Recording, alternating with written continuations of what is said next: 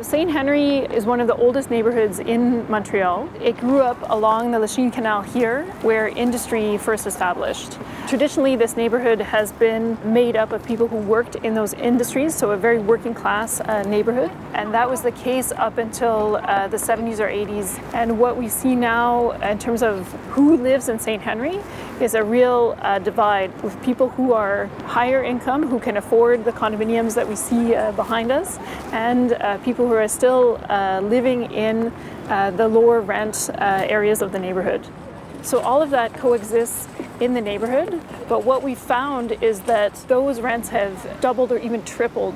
The kind of pressure that puts on the population that does live with lower income in the neighborhood has been incredible, and we've just seen people being pushed out of the neighborhood. We're talking low-income people, and as much as 30 or 40% of the population that would have been here 8 years ago. Right here where we're sitting is actually part of a Parks Canada site.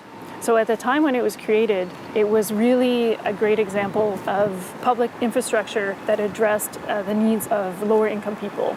What we can learn from this experience now is that because the land that bordered onto this park wasn't protected from real estate speculation, is that now who uses the park and who has the best access to the park or the most access to the park are people who live in these luxury condos that was built up around it.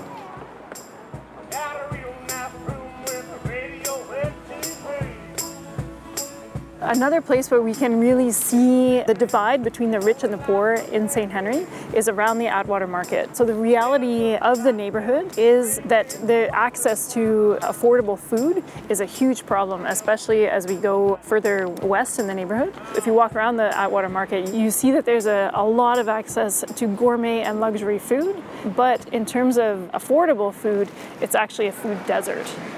So a strategy that we developed and put in place in the neighborhood to address inequality, so that very, very unequal access to food in the neighborhood, was to start our own community markets. What we've done in the past year and a half since the pandemic was actually make that project into a community food hub. So now there's a new organization that runs a food bank, that runs weekly markets to help address inequality and food insecurity in the neighborhood.